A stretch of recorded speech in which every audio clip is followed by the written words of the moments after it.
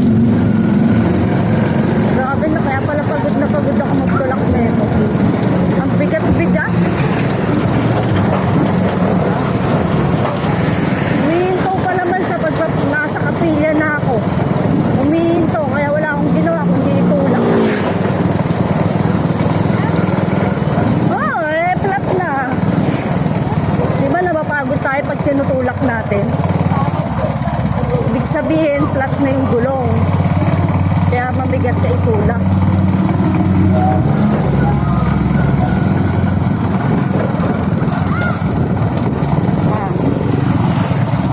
Over and out.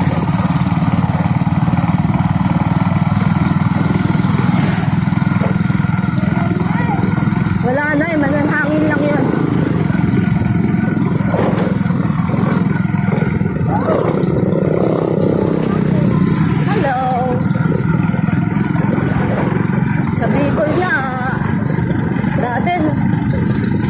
Nag-aaral ako sa Bicol, Emmanuel.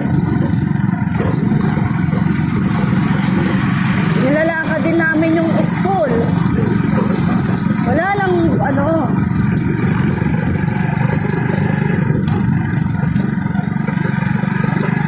lakad namin yung school. Tapos palagi pa ako may kalyo, nakakainis. Kalyo.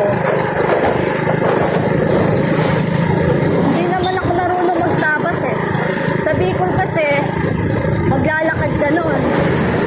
Maglalakad ka sa buong kalye. Tapos, tatabasin mo yung mga dahon-dahon sa gilid ng kalsada. Kaya naalala ko nung 10 years old ako, palagi ako may paltos yung kamay ko.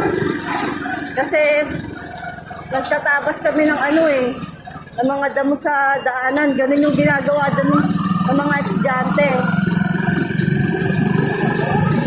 Kapaungan.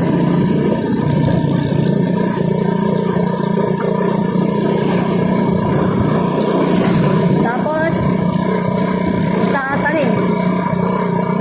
Magtatanim ka sa garden.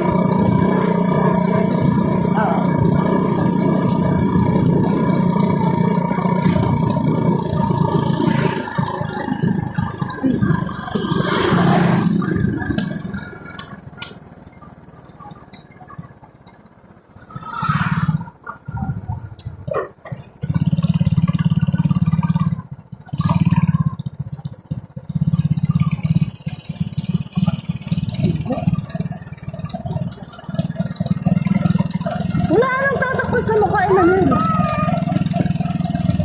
Urong ka kaya to. Hirap yan.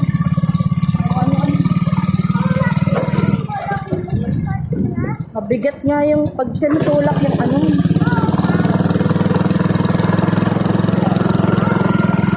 Flat na kasi.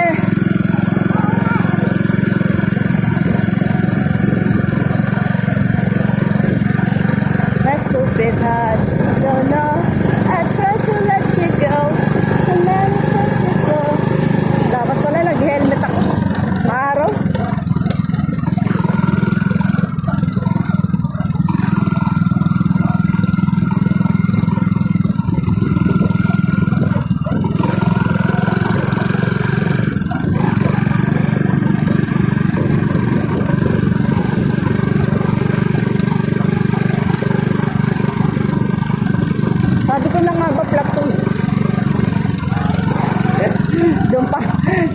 nagsasabi sa nagbo-vulcanizing.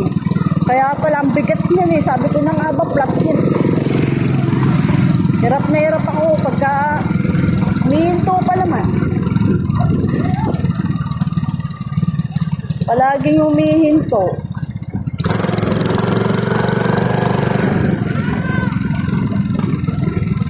My stupid heart don't know. I tried to let you go. Flat na nga kasi pagka hindi gaanong ginagamit yung gulong, ganun. Kaya, sigarilyo pa.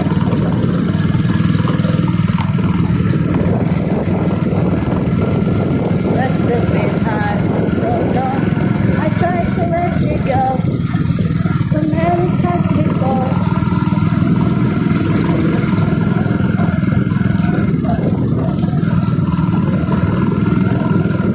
Ito, kalawang panig na.